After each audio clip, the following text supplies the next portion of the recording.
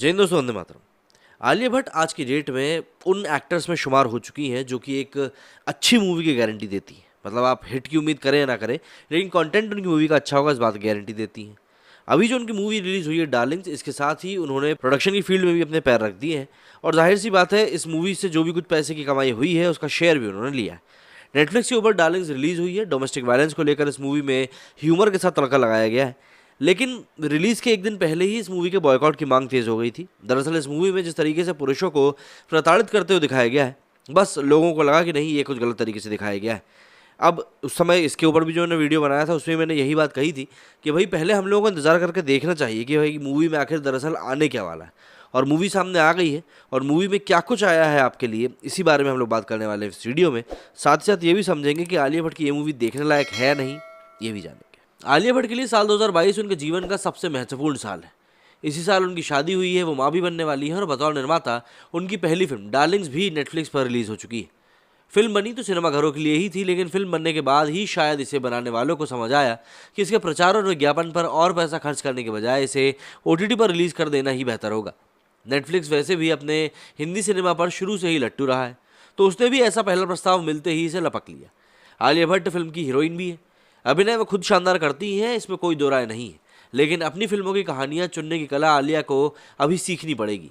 चाहे हम कलंक की बात कर लें, स्टूडेंट ऑफ द ईयर की बात कर लें, सड़क 2 की बात कर लें, या फिर डार्लिंग्स की बात कर लें, इन सब के बीच में गंगूबाई काठियावाड़ी और RRR भी वो कर चुकी हैं। फिल्मों की कामयाबी के मामले में अपने पति रणवीर कपूर से आगे चलती रही आलिया भट्ट का यूँ लगता है कि अब उनसे ही कंपटीशन है।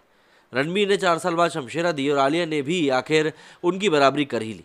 अब किस मामले में, ये जरा जान लेते हैं। दरअसल नेटफ्लिक्स की ये परिपाटी रही है कि जब भी उनकी किसी फिल्म या वेब सीरीज़ के कलाकारों के साक्षात्कार की योजना बनती है, तो वो पहले फिल्म या सीरीज़ दिखाते हैं। लेकिन फिल्म डार्लिंग्स के मामले में ऐसा कुछ भी नहीं हुआ। वजह पूछने पर बताया गया कि ऐसा करने से फिल्म के अहम बिंदु सार्वजनिक हो जाने का खतरा था। अब फिल्म देखने के बाद समझ आता है कि ऐसा शायद फिल्म की गुणवत्ता के चलते किया गया। फिल्म डार्लिंग्स के टीजर में आलिया भट्ट ने बिच्छू और मेंढक की एक कहानी सुनाई थी। सार ये था कि बुरी आदतें आसानी से इंसान को छोड़ती नहीं हैं। फिल्म को बनाने वाली मुख्य company red chillies entertainment Shahrukh Khan और उनकी पत्नी गौरी खान की कंपनी है। डिजिटल मनोरंजन की दुनिया के लिए सब्जेक्ट को चूज करने की जो इनकी आदत है, वो भी छूटती नहीं दिखाई दे रही है।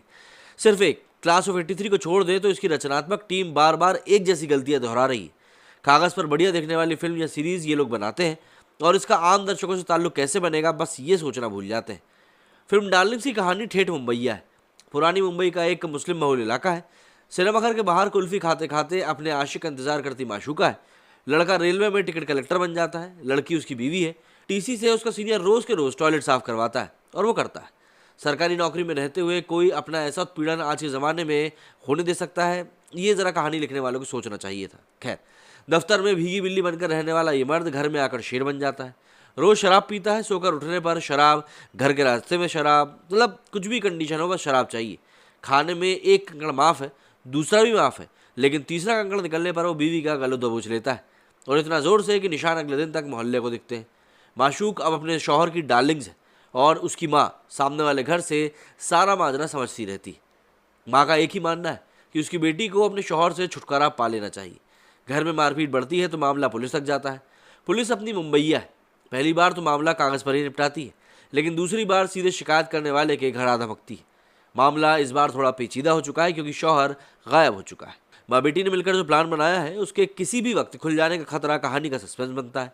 इन सबके बीच में एक आशिक और है, जिस पर शक बेटी से इश्क का होता है। निगाहें उसकी कहीं और टिकी मिलती है। आखिर तक आते आते माँ के अतीत का सच भी सामने आ जाता है। बेटी का मन बदल जाता है, लेकिन ऐसी एवरेज सी हिंदी फिल्मों में कहानी खत्म होते होते वही रह जाता है जो कि फिल्म का मुख्य कलाकार चाहता है। मतलब कि मेंढक बच जाता है और बिच्छू अपनी गति को प्राप्त हो जाता है। फोर्स 2, फन्ने खां और पति पत्नी और वो जैसी फिल्मों की राइटिंग टीम का हिस्सा रही जसमीत की बतौर निर्देशक ये पहली फीचर फिल्म है डार्लिंग्स। एक महिला निर्देशक के नाते उनकी कहानी का फोकस भी दोनों महिला किरदारों पर, यानी कि माँ और बेटी पर ही है। ये माँ और बेटी चतुर और चंट महिलाएं हैं। घर में चोरी का सामान बेचने आने वाले नौजवान को बुद्धू बनाती है। कहानी का तख्ता पलट भी ये दोनों ही करती हैं। बेटी को मारते रहने वाला दामाद को सबक सिखाने के प्लान में शामिल हुई माँ अपने चाहने वालों को भी इसमें घसीट लेती है। शॉर्ट फिल्म के हिसाब से ये कहानी फिट है।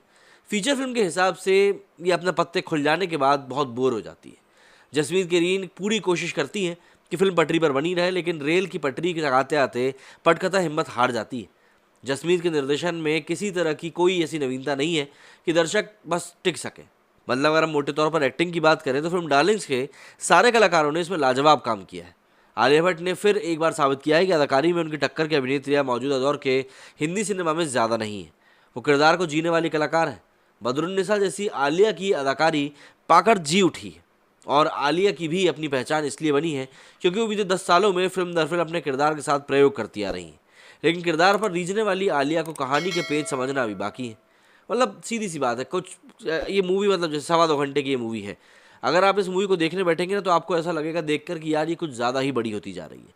मतलब 2.25 घंटे एक ऐसी मूवी के ऊपर बिताना वाकई में काफ़ी ज़्यादा ख़राब लगता है। डायरेक्शन की अगर हम बात करें तो डायरेक्शन ठीक ठीक है। स्टोरी और स्क्रिप्ट की अगर बात करें तो वो भी बस ठीक ठाक ही है। स्क्रीन प्ले थोड़ा सा बेहतर हो सकता था। डायलॉग्स ठीक है। म्यूज़िक और बैकग्राउंड म्यूज़िक भी अच्छा है। सिनेमाटोग्राफी काफ़ी उम्दा है। और एक्टिंग और एडिटिंग की अगर बात करें तो ये सबसे बेस्ट है। एक्टिंग तो जिसमें कि सबसे बेस्ट पार्ट है। और वैसे भी अगर मूवी में शेफाली और आलिया भट्ट रहेंगे तो ये तो होना ही था। वही अगर हम मूवी के तौर पर एक इस कहानी को देखें तो इस मूवी के जो आखिरी 40 मिनट हैं उन्होंने ही इस मूवी को पूरा ख़राब कर दिया है। आखिरी 40 मिनट तक आते आते लगभग सारे पत्ते खुल चुके होते हैं। पब्लिक का इंटरेस्ट कम हो चुका होता है और उसके बाद कुछ फालतू का स्क्रीन प्ले है। मतलब आपको देख के ऐसा लगेगा कि यार ये मूवी 20 से 25 मिनट और ज़्यादा छोटी हो सकती थी बस। लेकिन बात वही है कि मूवी तो बन चुकी है। तो मेरी वीडियो फिलहाल इतना ही। आपने अगर ये मूवी देख ली है तो आपको कैसी लगी मुझे ज़रूर बताइएगा। जय हिंद, जय भारत।